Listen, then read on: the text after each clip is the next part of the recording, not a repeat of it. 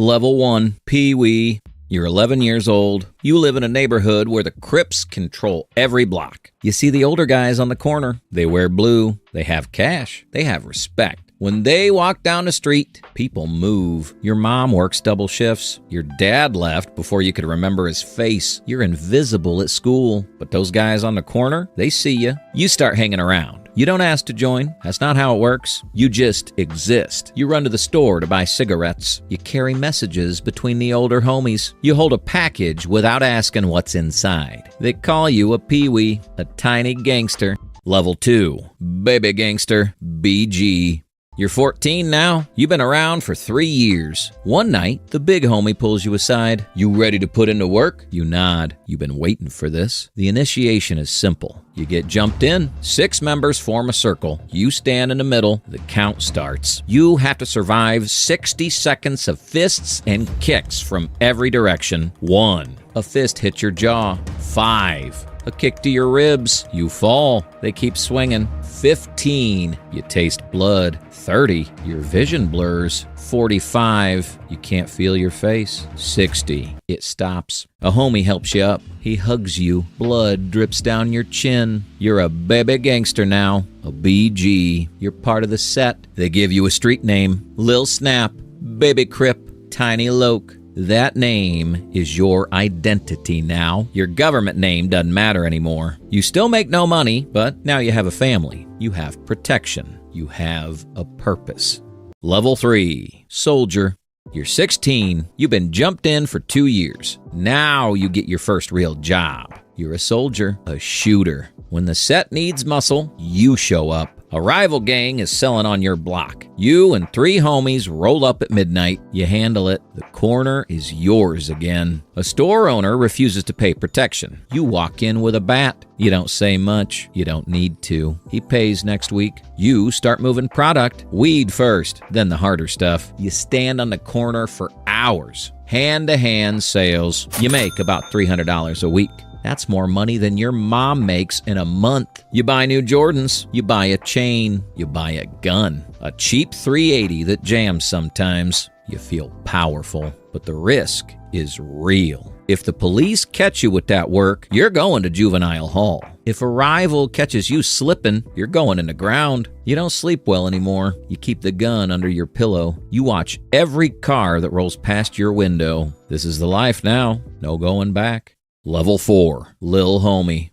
You're 18. You survived 2 years as a soldier. You've been shot at 3 times. You've been arrested twice. You kept your mouth shut both times. The big homies notice. You're promoted to Lil Homie. You're not just a shooter anymore. You got soldiers working under you now. 3 or 4 younger kids who look up to you like you looked up to the big homies. You manage a corner. You decide who sells, when, and for how much. You collect the money at the end of the night. You take your cut, about $800 a week now, and kick the rest up to the OG. You're a manager. You don't have to stand in the rain slinging dime bags anymore. You got peewees for that, but you're also responsible when things go wrong. If the police raid your corner, the OG looks at you. If a soldier gets robbed, it's your problem. If a rival set moves in, you handle it or you get replaced. You carry a better gun now, a Glock 19. It doesn't jam. You've put in enough work to earn respect, but respect paints a target on your back. The police know your face. Rival sets know your name. You're 18 years old and you feel 35.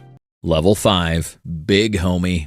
You're 22. You've been in a set for 11 years. You've been to prison once, 18 months for distribution. You sat in that cell and never gave up a single name. When you got out, the set threw you a party. You proved yourself. Now you're a big homie. You're a leader. You control a territory, maybe 5 or 6 blocks. You have multiple corners running. You have soldiers, lil homies, and BGs all reporting to you. The money flows up. You collect from your little homies, take your cut, and kick it up to the OG. You're making about $3,000 a week now. You have a car, an apartment, a girl, a closet full of blue. Your job is management and discipline. When a soldier's skimming money, you deal with it. Sometimes that's a conversation. Sometimes that's a beating.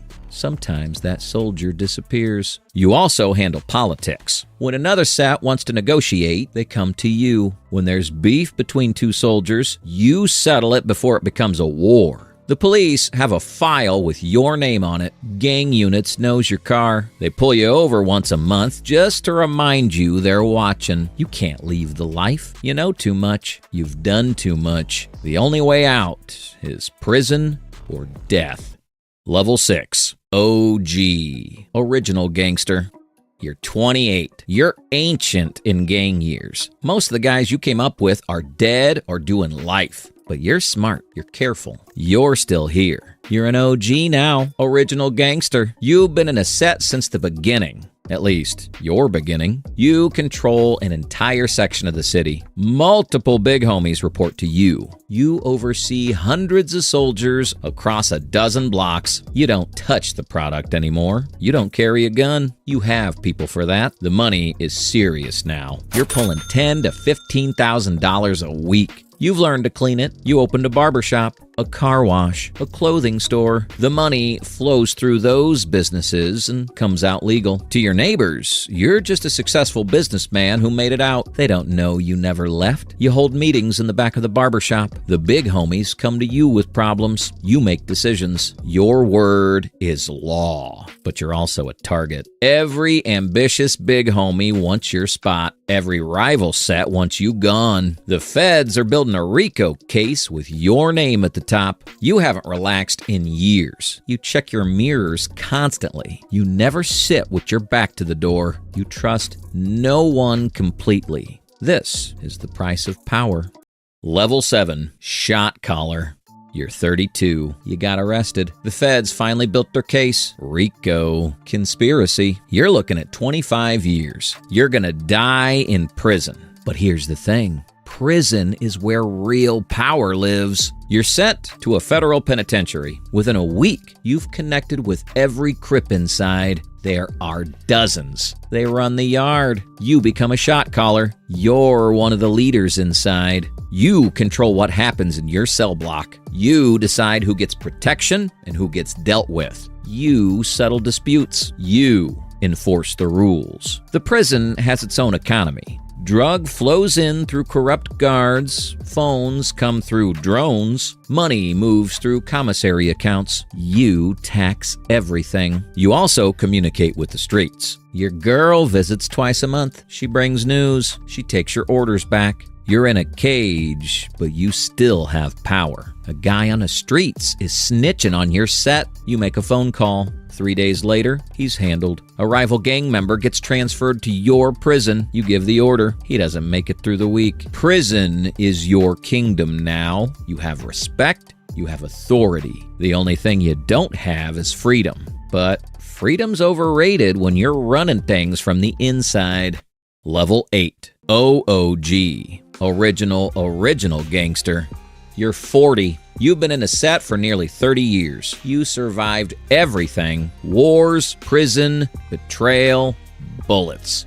You're still here. You're an OOG now. Original Gangster. A founding member. A legend. Young homies know your name even though they've never met you. The stories about you have become mythology. Half of them aren't even true anymore, but the reputation is real. You don't run day-to-day operations. That's for the younger OGs. You're a consultant now, an advisor. When there's a major decision, a war, a truce, a business expansion, they come to you. Your word carries weight that money can't buy. If you say someone's solid, they're solid. If you say someone needs to go, they're gone. You've made your money. You live quietly now. A house in a decent neighborhood. A legitimate business that actually runs clean. Grandkids who don't know what you did to build this life, but you can never fully retire. The set is in your blood. When a big homie calls at 2 a.m. with the problem, you answer. When the feds come sniffing around, you know how to handle it. You've outlived everyone from your generation. Sometimes that feels like a victory. Sometimes it feels like a curse. Level 9. The streets remember. You're 50 years old. You've been in life for nearly 40 years. You sit on your porch and watch the new generation. They're younger than your grandkids. They wear the same blue. They bang the same set. They think they invented this. They don't know who built the corners they stand on. They don't know about the wars you fought, the bodies you buried, the years you spent in cages. They just know the name, the legend. A young homie walks by. He throws up the set. You nod back. He keeps walking. He has no idea who you are. That's fine. You don't need recognition anymore. You've lost count of the funerals. Friends, soldiers, enemies, they all blur together after a while. You've seen generations rise and fall. You've watched the set evolve from a neighborhood crew to a nationwide movement.